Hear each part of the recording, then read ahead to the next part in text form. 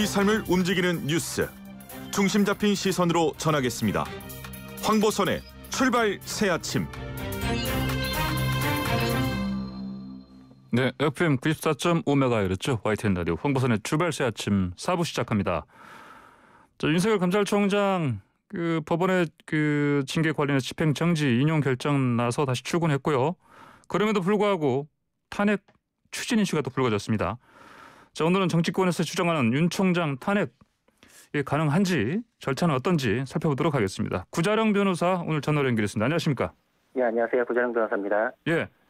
자, 일단 윤 총장이 본안 소송은 남겨놨지만 2개월 정직 맞았음에도 불구하고 이게 효력 정지된 상황이니까 남은 임기 다 7월까지 마칠 수 있는 상황이죠? 네, 맞습니다.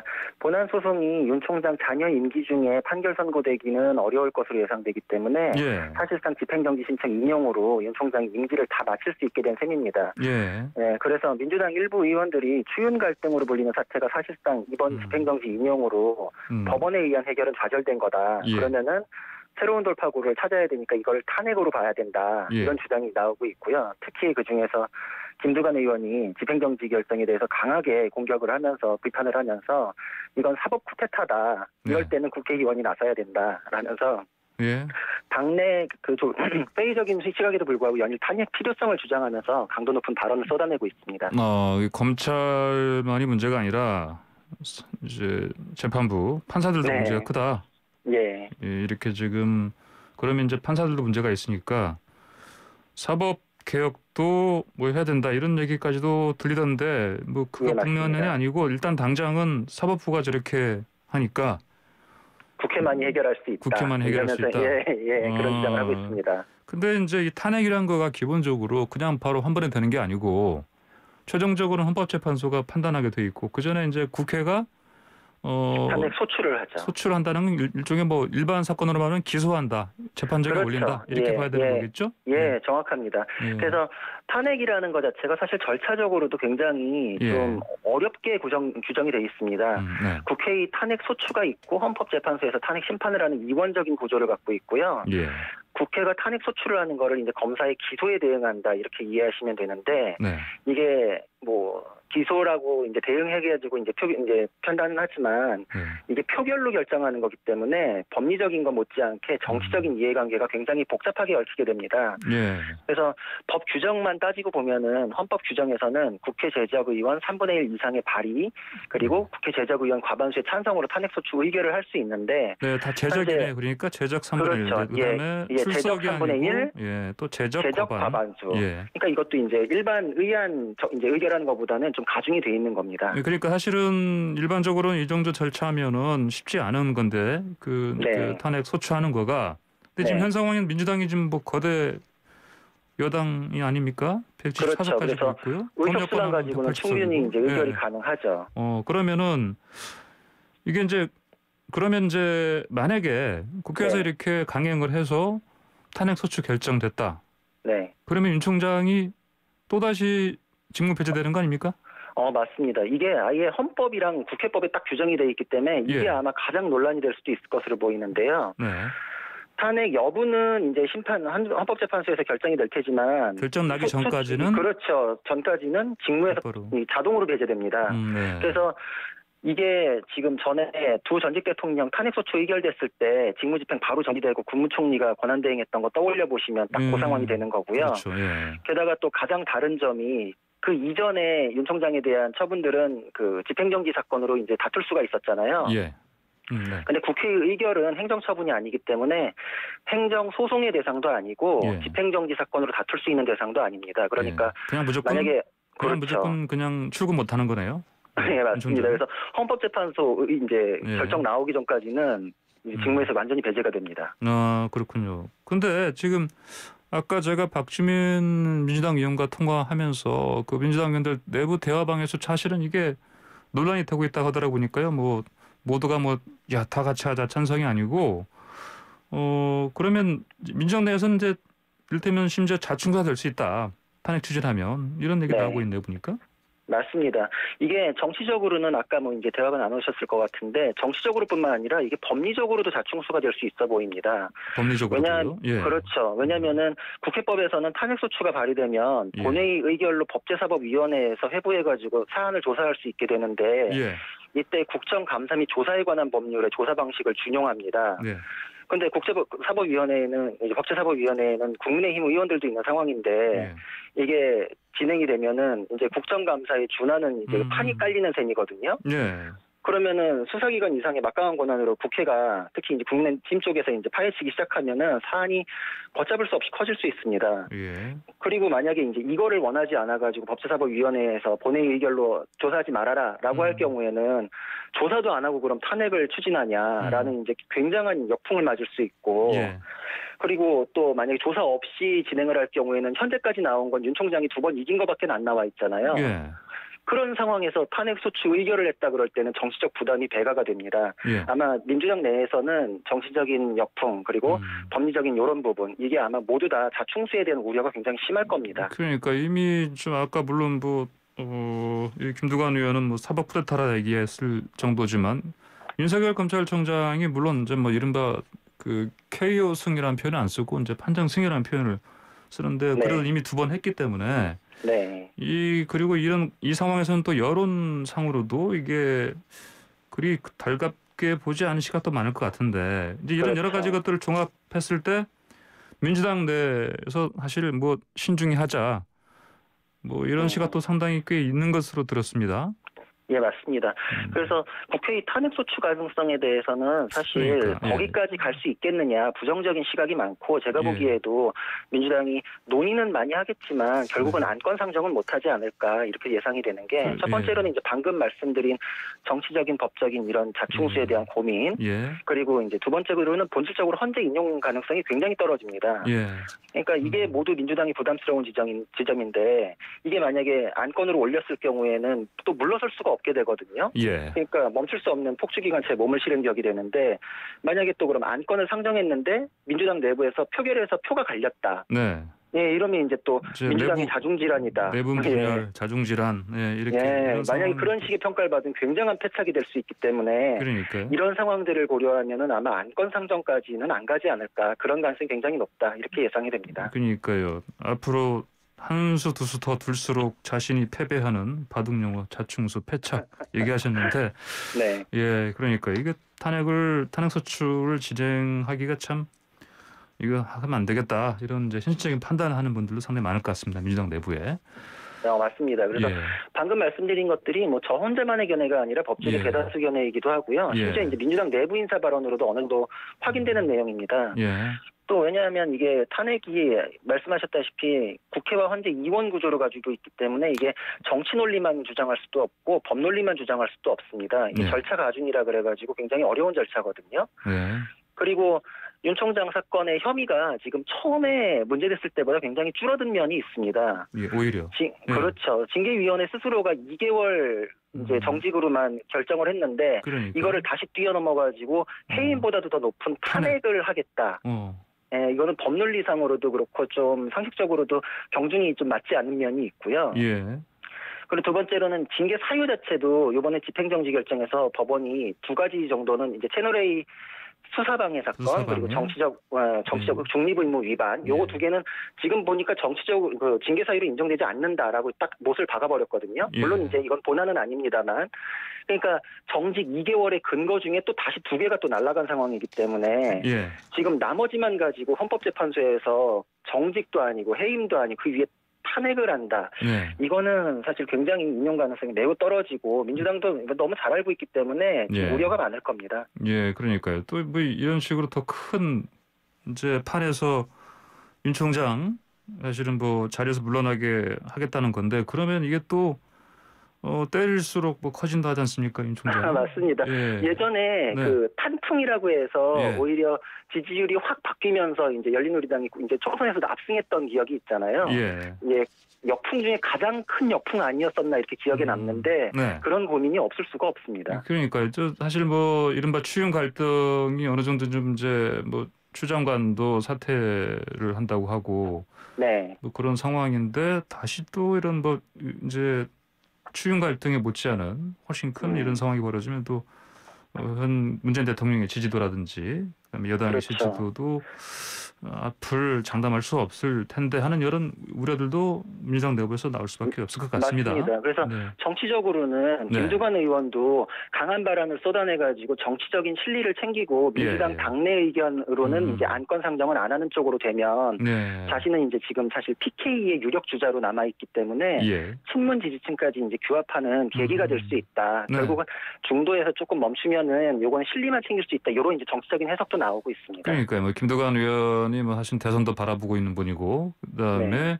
또 뭐 일각에서는 뭐 자신의 수사를 네. 피해가려는 하나의 그 방법으로서 이걸 추진하지 않느냐 이런 얘기하기 때문에 김두관 의원으로서는 뭐 손해 볼 건 없는 것 같습니다. 이렇게 네, 맞습니다. 그래서 예. 지금 양쪽으로 지금 다 이유가 있는 거 아니냐 이런 이제 그 의혹이나 이런 이제 논평들이 나오고 있는데 예.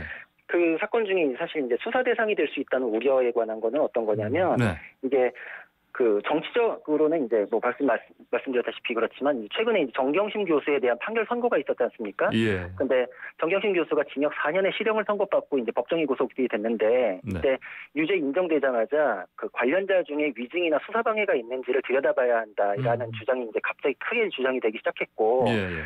여기서 가장 문제가 됐던 거는 사건 초기 보도돼서 알려진 김두관 의원과 유시민 이사장의 증언 회유 논란입니다. 예, 동양대 총장. 그렇죠. 예. 최성해 전 총장에 대해서 당시 두 사람이 표창장 발급 권한을 정 교수에게 위임한 것으로 해달라. 정 교수 원하는 이제 요구대로 해달라 이렇게 요구를 했다라는 게 이제 언론에 밝혀지면서 파문이 일었었는데. 지금 정경심 교수 1심에서도 이 부분이 언급이 됐습니다. 재판부가 최 전 총장 등 진실을 말한 사람에게 위증을 했다고 공격하면서 진실을 말한 사람에게 정신적인 고통을 가했다. 이렇게 정경심 교수를 질타하기도 했었고 이걸 이어받아 수사팀에서는 사법방해 행위는 따박따박 따지겠다. 이제 이렇게 공언을 한 상태여가지고 이 내용이 급부상하게 됐고 이게 지금 수사가 진행될 것이다라는 관측이 굉장히 많아졌습니다. 자, 그럼 우리가 그래도 가정을 좀 해봐야겠는데 만약 탄핵 소추가 이루어졌어요. 그러면 이제 헌법재판소에서 판단을 해야 되는 상황이 됐다. 네. 그러면 이제 법원의 징계 사유 판단과는 당연히 별도의 어떤 관점에서 판단을 하겠죠? 맞습니다. 그리고 기준이 좀 다를 뿐만 아니라 다른데 기준이 더 높다고 봐야 됩니다. 예전에 노무현 대통령 탄핵 사건 때 아예 헌법재판소가 판단 기준을 명시를 했었거든요. 그래서 헌법 법률 위반이다. 법에는 이렇게 되어 있는데 중대한 헌법 법률 위반으로 봐야 된다. 그 기준을 중대한이라는 거를 붙여서 굉장히 높게 봤고요. 그리고 그 공익을 위해서 이 사람을 직무에서 유지시키는 것보다 배제시키는 게 더 압도적인 이익이 있다라는 것까지 인정이 돼야 된다. 이렇게 했기 때문에 두 가지를 충족시키며 탄핵이 되는 것은 사실 굉장히 어렵고 기준이 굉장히 높기 때문에 징계에 대한 판단보다 수위 그 판단 기준이 더 높다고 봐야 됩니다. 그래서 이제 이 부분도 그래서 인용 가능성을 낮게 보는 이유이기도 합니다. 아, 그렇군요. 그러면 이제 어떻습니까? 헌법재판소에 최종적으로 여기도 의결 정족수가 있지 않습니까? 네, 맞습니다. 그 위헌 법률 심판에서 6표 이상의 이제 위헌 의견이 나오면은 법이 폐기되잖아요. 그거에 준해서 탄핵도 6표 이상의 탄핵 결정 이제 그 표가 나와야지 탄핵이 되기 때문에 이 정족수도 굉장히 높은 겁니다. 그래서 이 부분도 또 가능성을 희박하게 보는 근거로 작용을 합니다. 그러면 7인 이상 출석. 그렇죠. 해야 되고 6인 이상의 탄핵 의결. 아, 그렇군요. 탄핵 헌법재판소에 가더라도 이게 말씀하신 것처럼 기준이 높고 확실히 명확하게 규정이 돼 있기 때문에 그리고 정족수도 매우 높기 때문에 인용될 가능성은 높지 않다 이렇게 보시는 거군요. 네. 아, 그러면 자, 그러면 다른 좀 시각에서 또 볼 게 좀 있는데 아까 말씀하신 그 이제 김두관 의원과 유시민 이사장 이런 새로 제기되는 그런 논란 관련해서 아까 말씀하신 뭐 법정에서도 뭐 이를테면 정경심 교수가 그 법정 구속 당할 당시에 재판부에서 이 위증 관련해서 분명하게 경고를 했다 이렇게 봐야 된다 말씀하셨죠? 네네. 그래서 이런 것들이 맞물리기 때문에 헌재 인용 가능성이 굉장히 낮은데 네. 추진하는 게 윤석열 총장이 직무 집행을 다시 또 정지하려는 의도 아니냐 이런 이제 의혹이 제기되는 거기도 하고요. 여기에 또 공교롭게도 탄핵을 주장하는 게 김두관 의원이고 거기에 또 이제 대응 호응을 해주는 게 황운하 의원인데 두 분 다 형사 사건에 연루돼 있다는 또 공교로운 또 공통점이 있기도 합니다. 예, 알겠습니다. 굉장히 그런 의견들이 있습니다. 예, 오늘 말씀 여기까지 듣겠습니다. 감사합니다. 예, 감사합니다. 네, 지금까지 구자룡 변호사였습니다.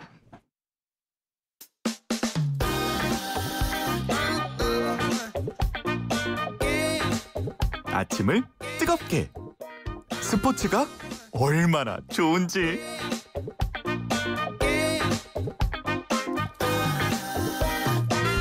네, 매일 아침 스포츠의 매력을 짧고 굵게 전해주는 코너 스포츠가 얼마나 좋은지 코너입니다. YTN 스포츠부 조은지 기자가 스튜디오에 분나오고 전화로 연결돼 있습니다. 안녕하십니까? 안녕하세요. 저 라디오 부스가 8층인데 3층에 있습니다. 누가 못 올라가게 막았어요? 그러게요. 올라가고 싶었는데 오늘 손흥민 선수 기분 좋은 골 소식으로 출근길 월요병 날렸으면 했는데 아쉽게 또 침묵했습니다. 통산 100호 골 또 미뤄졌습니다. 또 미뤘어요. 네. 벌써 3경기째인데요. 레스터 시티전 그리고 오심으로 골이 취소됐던 리그컵 대회 8강전에 이어 오늘 울버햄튼전까지 3경기에서 골맛을 보지 못했습니다. 올 시즌 초반에 득점 기세가 워낙에 좋았기 때문에 좀 부진하다 이렇게 생각이 드는 것 같아요. 토트넘은 사실 경기 시작 57초 만에 은돔벨레가 선제골 넣고 신바람 냈습니다. 하지만 이후 공격력 너무 답답했어요. 고구마 경기력 끝에 우위를 살리지 못했고요. 손흥민 선수는 슈팅 딱 하나 날리고 후반 38분에 교체 아웃됐습니다. 공교롭게도 또 손흥민 선수가 나간 이후에 세트피스 코너킥 때 실점해서 1대1로 비겼습니다. 모리뉴 감독은 선수들이 야망이 없다 이러면서 버럭하고 꾸짖었고요. 토트넘 사실 선두까지 달렸던 팀인데 리버풀전에서 진 이후 4경기 연속으로 승리가 없습니다. 우승 전망에도 먹구름 잔뜩 꼈고 손흥민 선수 올해 마지막 날 31일 새벽 3시에 풀럼 상대로 토트넘 통산 100호 골에 다시 도전합니다. 풀럼 상대로요? 네. 자, 국내로 좀 들어가 볼까요? 국내 스포츠계가 지금 폭풍 전야다. 이게 무슨 얘기예요? 우리나라 체육 대통령 뽑는 대한체육회장 선거 내년 1월 18일입니다. 역시 선거다 보니까 좀 혼탁하고 시끄럽고 폭풍 전야입니다. 오늘 내일 이틀간 후보 등록 받는데 주말 사이에 후보들이 요동쳤어요. 현역 회장이자 IOC 위원 프리미엄이 있는 이기흥 회장은 출마 변함이 없고요. 강력한 대항마로 여겨졌던 장영달 우석대 명예총장 사선을 지낸 전 민주당 의원이죠. 어제 불출마를 선언했습니다. 이 시간에도 설명을 했지만 사실 지난 대선 때 문재인 당시 후보 사전 선거운동 혐의로 벌금 500만 원 확정 판결을 받았거든요. 그래서 공직선거법 위반 전과자는 향후 5년간 피선거권을 상실합니다. 그래서 체육회장이 될 수 있느냐 없느냐 이걸로 석 달 넘게 출마 자격 논란에 시달렸는데 결국 어제 뜻을 접었습니다. 그래요. 네. 기자회견도 했었는데 이분이 그렇죠? 2번이나 했죠. 나 나갈 수 있다고. 그런데 이제 아무래도 분위기를 보니까 그냥 빠지는 게 낫겠다 이런 판단을 하셨나 보네요. 그런 것 같습니다. 네. 자, 근데 석 달 넘게 표밭을 다져왔는데 그냥 물러나는 걸로 봐야 되겠습니까? 자기 편을 데리고 왔습니다. 어제 불출마 선언문을 하면서 이 사람 중심으로 뭉쳐달라라고 했는데 민주당계에서 16대 총선부터 내리 5선을 지낸 이종걸 전 의원입니다. 이종걸 전 의원이요? 네. 저희 라디오에도 그렇죠. 고정 출연하시죠. 분인데요. 느닷없이 체육계 대통령에 출사표를 던지셨습니다. 지금은 민족화해협력 범국민협의회 대표 상임 의장을 맡고 계시죠. 이미 장영달 전 의원과 함께 토요일에 대구 지역 체육계 인사들 만나면서 현안 듣고 지지 호소한 걸로 들었고요. 이종걸 전 의원은 지난 2004년부터 2013년까지 거의 10년간 대한농구협회장 맡았거든요. 체육계와 인연이 있는 민주당 계열 사람을 찾아서 앉힌 것 같아요. 장영달 명예총장의 지분에 정부 여당의 물밑 지원 곁들여지면 무조건 지는 싸움은 아니다 이렇게 판단을 한 것 같습니다. 그러면 이거 선거 앞으로 체육회장 선거 박빙으로 봐야 되겠습니까?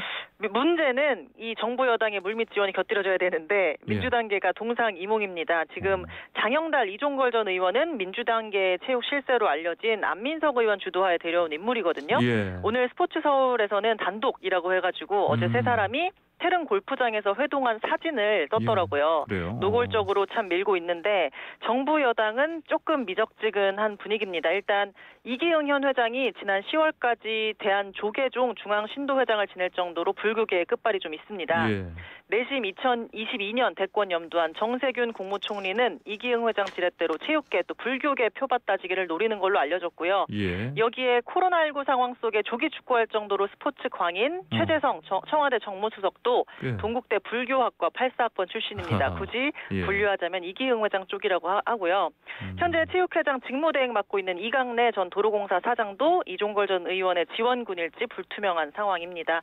여기에 1대1 구도를 만들어야 할 생산이 있는데 단일화가 참 첩첩산중이에요. 강신욱 당국대 총장, 또 유준상 유트협회장, 윤강로 국제스포츠연구원장, 또 여기에 이혜리사 전 태릉 선수총장까지 출사표를 던질 것으로 보여서 이 후보들을 어떻게 단일화를 해서 이기흥 현 회장과 1대1 구도를 만들지가 남은 시간 포인트일 것 같습니다. 오늘 내일 후보 등록 끝날 때까지 또 1월 18일 선거 전까지 상황은 내내 출렁일 것 같습니다. 지켜봐야겠네요. 알겠습니다. 오늘 말씀 잘 들었습니다. 감사합니다. 감사합니다. 네, 지금까지 YTN 스포츠부 조은지 기자였습니다.